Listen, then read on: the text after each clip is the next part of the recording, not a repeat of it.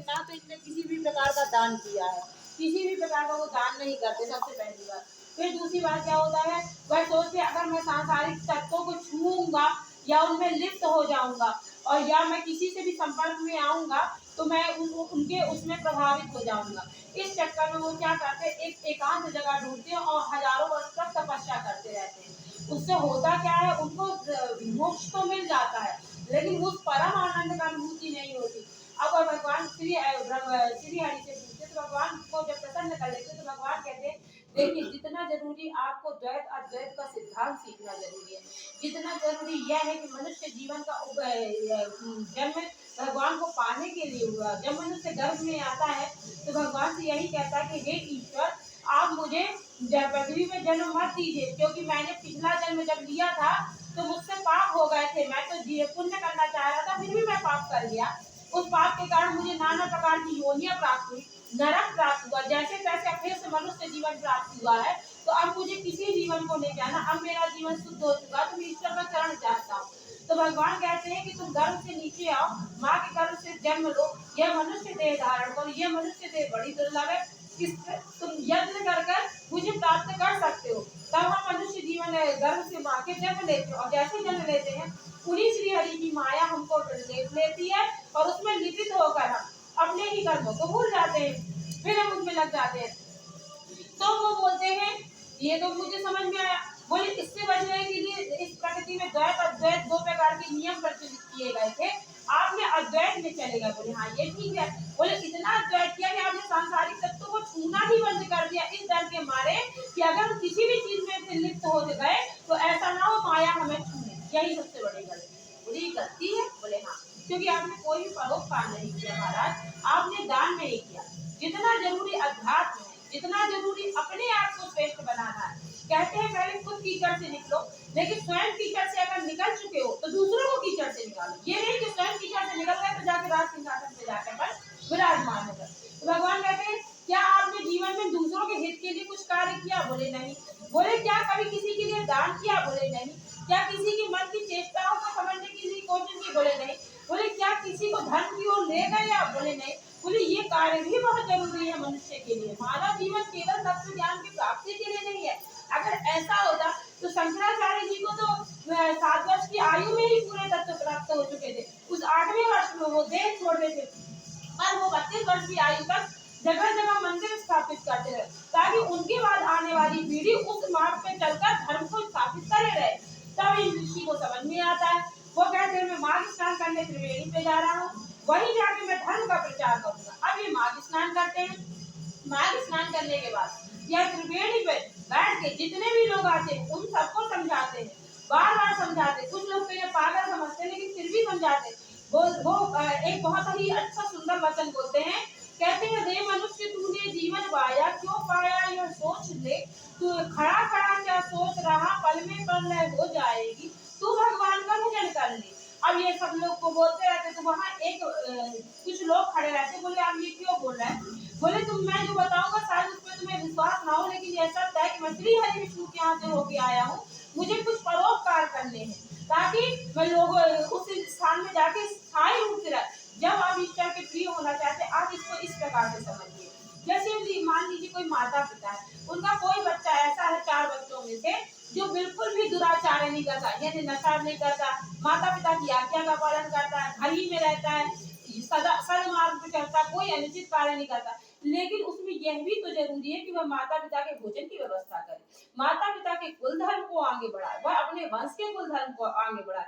इसके अलावा वह जिस देश में जन्मा उस देश के प्रति कुछ करे, जिस समाज में वह जन्मा उस समाज के प्रति कुछ करे, यह भी एक मनुष्य धर्म है। मनुष्य धर्म अगर ये ना होता तो श्री कृष्ण भगवान को कोई जरूरत नहीं थी कि मनुष्य वहां जाके और गीता का ज्ञान देते, उनने समाज को ही तो सुधारने का कार्य किया था। रामचंद्र जी ने जितने भी भगवान ने अवतार लिए पाप को हटाने के लिए, इससे सीधा सिद्धांत ये बनता है कि अगर जितना जरूरी आत्म तत्व को प्राप्त करना है उतना ही जरूरी संसार में दूसरों का हित करना है। भगवान कहते हैं जब आप ये चीज आप दिन भर सुनते रहते हैं, आपने कानों से कि अपने आप को शुद्ध करो, ईश्वर के बताए मार्ग पर चलो, वेदों के बताए हुए मार्ग पर चलो, शास्त्र के अनुसार कार्य करो।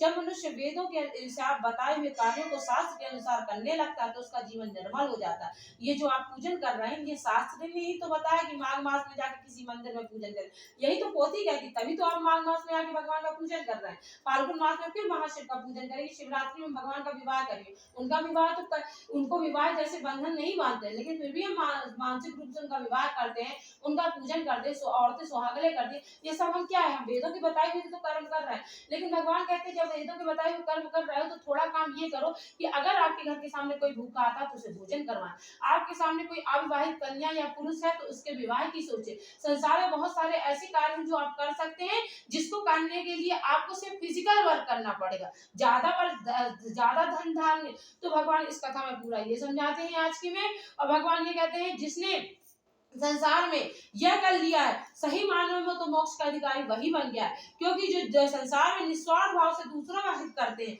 वही तो परोपकारी है। और संसार में सबसे बड़ा धर्म भी यही बताया गया है कि आप सत्य बोलिए, हिंसा ना करिए, दूसरों का भला सोचिए। भगवान कहते हैं इसके बाद बताते हैं कि ये सब तो मोक्ष प्राप्ति के लिए है। अब भगवान कहते हैं सुनो, जैसे शरीर के कुछ भाग पवित्र माने जाते हैं उसी प्रकार से पृथ्वी के भी कुछ भाग पवित्र माने। कहने का मतलब ये है पृथ्वी में कुछ जगह आप मान सकते हैं अपवित्र, जैसे मान लीजिए मरुभूमि है या शमशान घाट है या मजरालय जहाँ खुला हुआ या इस प्रकार के जहाँ कार्य होते हैं वो स्थान अगर आप मान भी नहीं सुनते तो आप ये भी आपको मानना पड़ेगा कि जहाँ गौ बांधती है, जहाँ हाथी बनती है, जहाँ भगवान की कथा होती है, जहाँ भगवान का यज्ञ होता है वह स्थान भी तो पवित्र है। भगवान कहते हैं ऐसे पुण्य स्थानों पे इस समय पे निवास करें, यानी जो ये समय चल रहा है ना विशेष समय इन स्थानों पे ऐसे भगवान कहते हैं भूमि के वैसे तो अगर कोई मनुष्य चाहे अपना उद्धार करना चाहता है तो उसको हर समय ऐसे ही स्थानों पर वास करना चाहिए, जैसे मंदिर है, गौशाला है या ऐसे स्थान। लेकिन अगर आप हर समय निवास नहीं कर सकते, हर समय बैठ के वहां पूजन नहीं कर सकते तो भगवान कह रहे हैं जिस समय पुण्य काल में, यानी संक्रांति चल रही है, विष्णुपति चल रही है, एकादशी है, पूर्णमासी है, माघ महीना, वैशाख, इन समय पे तो सेवन कर ही जा सकते हैं आप। भगवान कहते हैं यूं तो जीवन में बहुत कुछ लगा ही रहता है और वह जीवन खत्म हो जाता है, यानी जो आप कार्य कर रहे हैं, बच्चा पैदा करना, उनको बड़ा करना, उनका विवाह करना, उनके सारे ये तो लगा ही रहता है। लेकिन इसके अलावा मनुष्य को अपने उद्धार के लिए कुछ ना कुछ करते रहना चाहिए। क्यों करते थे? ऐसा जल की शक्ति मुनियों के अनुग्रह से तीर्थों में निवास बनाया गया है। भौम तथा मानस सभी तीर्थों में नित्य स्नान करना चाहिए, इससे परम गति को प्राप्त होता है। प्रचुर मात्रा में दक्षिणा करें, अग्निहोत्र करें। देखिए यज्ञों का यजमान करने का ये अर्थ होता था, उस समय क्या होता था, इतनी व्यवहारिकताएं नहीं रहती थी, जो धन होता था वह सीमित धन खर्च होता था क्योंकि लोगों का जीवन बहुत साधारण हुआ करता था, बहुत वैभवशाली जीवन बहुत कम ही लोगों का होता था। यानी आज के समय में बहुत कम लोगों का अवैभवशाली है, सभी के पास देखिए लग्जरी चीजें होती हैं घरों में, उस समय बहुत कम हुआ करती थी, तो उस समय का ये नियम है। लेकिन अगर आप आज के समय में विषय में है तो जितना हो सके थोड़ा बहुत करते रहिए। क्या? तीर्थों का सेवन, दक्षिणा, अग्निहोत्र, यज्ञ। भगवान कहते हैं भूतल में कितनी भी चीजें आप कर लें कभी पूर्ण नहीं होते, इसको पूर्ण करने के लिए मन को भली भांति काबू में कर। देखो भगवान यहाँ भी कहते हैं, जो अभी गीता में बताएंगे ना वो यहाँ भी भगवान कह रहे हैं, उनसे कहते हैं विद्या तब कीर्ति तभी संपन्न हो सकती है जब आपका मन काबू में है। विद्या ऐसी विद्या जिससे आप ईश्वर से साक्षात बात कर सकते हैं। आत्म विद्या हो, चाहे योग विद्या हो, चाहे योग बल हो, आत्म बल हो, पूजन हो, अनुष्ठान हो, हम कहते हैं ये दुआ ही आप चढ़ा रहे हैं। आप भले बोले कांडा, लेकिन उसके लिए आपका मन भी एकाग्र होना चाहिए कि ये दुआ आपने उठाई और गणपति जी के चरणों में रही। मानसिक रूप से यह सोचिए। भगवान कहते हैं विग्रह रूप का पूजन क्यों शुरू किया गया? इसीलिए शुरू किया गया कि शुरुआत में ही मनुष्य पहले इष्ट किसे माना जाता था? मनुष्य के लिए इष्ट वह होता था जिसे वह परम पिता ईश्वर मानता था। वह मानता था कि हम उसी के अंश और लौट के हमें उसी के पास जाना है, हमें थोड़ी देर के लिए उससे अलग किया गया है ताकि हम सामाजिक और आर्थिक और अपना और संसार का कल्याण कर सके। उस स्थिति के लिए उसने ध्यान, योग, अध्यात्म, वेद ये सारे कार्य बनाना शुरू कर दिए। अब भगवान कहते हैं जब आप पूजन कर रहे हो तो ये याद रखें कि जो ये विग्रह है ये द्वैत इसलिए किया गया, अद्वैत से इसलिए करना पड़ा क्योंकि आप सोच सके। देखिए शुरुआत में जब बच्चा स्कूल में जाता तो सीधे शब्द नहीं लिखने लगता, थोड़ी मात्रा तो चाहिए उसको सीखने के लिए। बस उसी प्रकार से जैसे एक लोहार का काम सीखने वाला थोड़े दिन तो हथौड़ा चलाना सीखता है कि कहाँ चोट करनी और कहाँ चोट नहीं करनी, क्योंकि अगर गलत चोट कर दी तो बर्तन बनते बनते पाँव बिगड़ जाए। इसलिए ये द्वैत का सिद्धांत शुरू किया गया। अब भगवान कहते हैं जिसके मन में अहंकार, मैं कितनी पूजा करती है, भगवान कहते हैं पूरा देश अद्वैत से द्वैत, हाँ आत्मा और परमात्मा, परमात्मा और संसार का संबंध। सही बात। मेरे ख्याल से अपने आप आज भगवान ने कैसा कहलवाया इनका संबंध, सब लोग आत्मा की तरफ जाते, सही बात है। आखिरी अध्यात्म की रास्ता निकलेगी आत्मा की तरफ, जब परमात्मा में लीन हो जाए, वरना मनुष्य जीवन का कोई मतलब नहीं। लेकिन इसके साथ में जो अपने साथ ये जुड़े हैं कर्म, अपने अपने कर्म घर के भी जुड़े हैं, सेवा जुड़ी है। आपने जो कहा पूरा स्वामी विवेकानंद ने कहा कि तुमने तो मुक्ति पा ली, लेकिन अगर संसार के लिए मुक्ति की अगर नहीं करोगे तो आपकी मुक्ति अधूरी रह जाएगी। नहीं, और फिर भगवान ये कह रहे हैं, देखिए अच्छा संबंध आज भगवान ने क्या आप लोगों को स्पष्ट किया है आत्मा से, यानी जहाँ संन्यास धारण करता आदमी, संन्यास से लेके इस संसार की सेवा भी उतनी है। हाँ देखिए, और इसमें आगे बताया कीर्ति से संपन्न है। तब कीर्ति का अर्थ होता है जैसे आप भगवान का कीर्तन करने पहुंच जाते हैं ना संसार में, कीर्तन करते समय भी आप आजू बाजू की चीजें देख रहे हैं, दिमाग उसमें लगा नहीं, कीर्तन करते समय एकाग्र चित्त होगे, सामने तो हम कह रहे कुछ खड़ा हो इनको पता ही नहीं। जब चैतन्य महाप्रभु निकलेंगे तो और उनने जो वहाँ की मुगल शासक थे उनने उनके ऊपर कोड़े बरसाए, तो उनको उसका असर क्यों नहीं हो रहा था? वह असर किसके ऊपर जा रहा है? दूसरों के ऊपर। क्यों? क्योंकि मन में इतना पॉजिटिव हो चुकी थी, पूरी आत्मा शुद्ध हो चुकी थी गंगा जैसी, तो वो चीजें आप पे आएंगी ही नहीं। ये आनंद की अनुभूति बहुत कठिन होती है, लेकिन एक बार अगर ये अनुभूति मन में शांति हो गई तो आपके सारे कार्य अपने आप सिद्ध होना शुरू हो जाएंगे। अब भगवान कहते हैं तप करें। देखिए तप सबके बस का होता नहीं है, जितना हो सके करे। कारण क्या होता है, तप के बाद एक विशेष प्रकार की ऊर्जाएं निकलना शरीर से शुरू हो जाती है, जिसको आप संभाल नहीं पाते। उससे होता क्या, कहीं का चक्र कहीं चालू हो जाता है। इसके लिए थोड़ा ध्यान करें, चक्र के लिए नियम अवश्य सोचे, ध्यान के लिए नियम अवश्य सोचे। देखिए कथा सुनने के लिए, सत्संग करने के लिए और भगवान का पूजन करने के लिए वो सिर्फ शरीर में शक्ति और मन की स्थिति होना चाहिए। हमको रोज शंकर जी का पूजन करना, कथा सुनना, लेकिन ध्यान करने के लिए, योग करने के लिए, जप करने के लिए, तप करने के लिए, मन शुद्ध करने के लिए और उस परमात्मा में अपनी आत्मा को लीन करने के लिए बहुत सारी विधियां बताई हैं, अपने वेदों में ही बताई गई।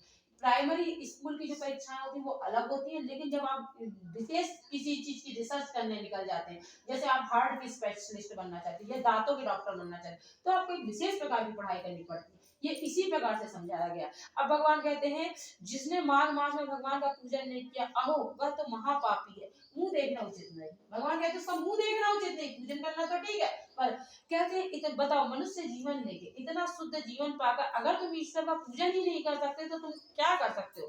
मनुष्य जीवन क्यों पाता है? मनुष्य पशु पक्षी की योनि में क्यों नहीं पड़ता? बुरे देखो पशु पक्षी की योनियां, बुरे देश में जन्म, अश्रद्धालुओं के बीच में जन्म, पाप आत्माओं के बीच में जन्म, नास्तिकों के बीच में जन्म, संशयात्मकों के बीच, केवल युक्तिवाद का सार युक्ति, ये सबसे कठिन और कलयुग में सबसे ज्यादा प्रचलन इस चीज का।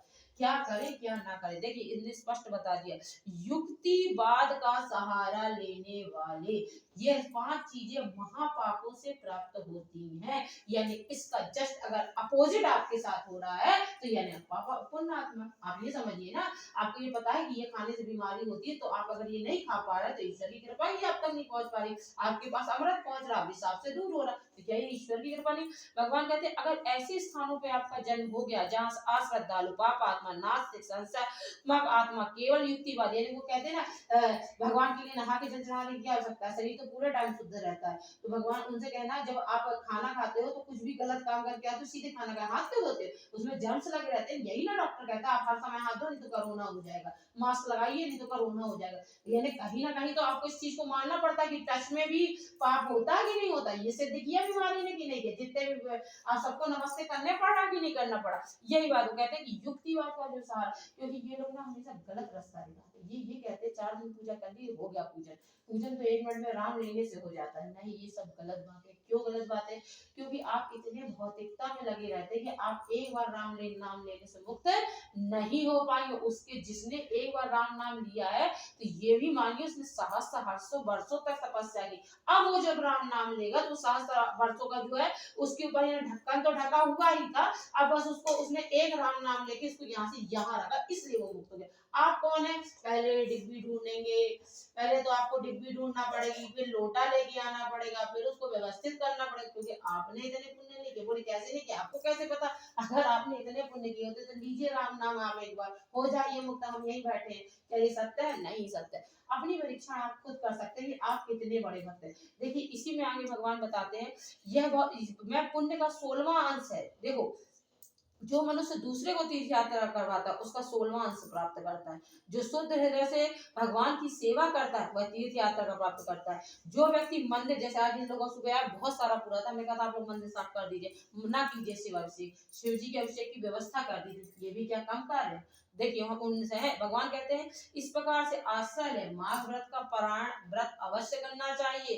ऐसे समय में भाग स्नान न कर कुछ न कुछ दान करते रहना चाहिए। बेल के घी कुमड़ा और 16 से तिल पान और शेर भर तिल केला बेर का और ये सब चीजें बहुत दान करें, प्रतिदिन दान करें, ना हो सके तो कुछ समय ही दान करें। अगर आप सूर्योदय के 4 घड़ी पहले नहीं उठ सकते तो कम से कम सूर्योदय के ही समय उठकर पूजन करें। भगवान कहते हैं ये सब करना चाहिए। और इसके बाद ब्राह्मणों को जितना हो सके जब आपका माघ पूर्ण हो जाए तो विशेष पूजन करना चाहिए। इससे भगवान ने ये 18 नियम बताए, इतने लंबे कि ये बहुत लंबे नियम है, इन सब के पुण्य प्राप्त होते हैं। इससे ऐसा देखो इन नियमों का पालन करना चाहिए। साधुओं को, सन्यासियों को, ब्राह्मणों को भोजन कराना चाहिए। हाँ देखो इसमें ये भी लिखा सूखे मूखे चीजें नहीं देना चाहिए, यानी कहना चाहिए घर में पड़ा है कुछ उपयोग करने के तो उठा के दान कर दे, ये चीज नहीं करें। जैसे आप चावल, जैसे हमें चावल बहुत प्रिय तो हम चावल छोड़ेंगे, वो चीज नहीं छोड़ेंगे जो हम खाते ही नहीं है। ये संसार की सबसे बड़ी, कहीं हम गंगा जी गए थे फलाना हुआ था, हम ये छोड़ा है। क्या छोड़ा है? क्योंकि वो हम तो खाते ही नहीं थे जीवन भर। जो सबसे प्रिय चीज हो पहले उसको छोड़ के देखिए। दान हमेशा उस चीज का करना चाहिए जिसको आप सबसे ज्यादा प्यार करते हैं। फिर कहते हैं रुई से भरा गद्दा दे, अगर यहाँ ठंड बहुत पड़ती है ना इसलिए। बहुत पान देना चाहिए, कंबल देना चाहिए, मुलायम जूते देना चाहिए, उपटन सामग्री देना चाहिए। ये क्यों देना चाहिए? भगवान कहते हैं कई जगह गरुड़ पुराण में ऐसा लिखा है जो आप दान करते जब आप मरते तो रास्ते में वो मिलता है। चलो ठीक है, लेकिन सच्चाई क्या है? देखिए अगर मान लीजिए उस समय बहुत सारे लोग गरीब या गरीब ब्राह्मण या गरीब जिसके पास वास्तव में कमरे ठंड से बढ़ जाएगा, तो एक तरीके से समाज सेवा के लिए दान बताया जाता है। ये दान इसलिए नहीं बताया जाता है कि दान करने से, देखो ये तो वेद कहता है कि यथा संभव यथा स्थिति यथा योग्य यथा पात्र को दान देने से आपके पुण्य बढ़ते हैं। लेकिन इसका एक रीजन ये भी हमको लगता है, ये हमारा खुद का मानसिक सोच है कि कहीं ना कहीं इससे समाज सेवा हुई होती। जो लोग घर बार छोड़ के सन्यासी जीवन अपना चुके हैं उनके पास हो सकता है उतना धन व्यवस्था ना हो कि वो अपने लिए ठंडों में अपने कपड़े खरीदे, भोजन की व्यवस्था करें। तो देखिए ये 2 हाथ है, इस हाथ ने संसार को त्याग कर धर्म क्षेत्र अपना लिया, ये हाथ धन कमा रहा। तो ईश्वर कहता है जो हाथ धन कमा रहा वो अगर इसके पास पहुंच जाएगा तो ये प्रणाम की मुद्रा में पहुंच जाएगा। कहने का मतलब ये 3 लोगों ने घर छोड़ दिया, ये सन्यासी हो गए, ना इनके पास कपड़े हैं ना ठंड से बचने के लिए कोई सामग्री। अपन अगर माघ मास नहा रहे और अपन संपन्न है, अगर अपन इनकी मदद कर सकते हो तो इस प्रकार से आप समाज में बैलेंस बनाते हैं। लेकिन इसके अनुसार ये है कि इससे आप मुक्त होते हैं। जय जय सीताराम। ये है आज का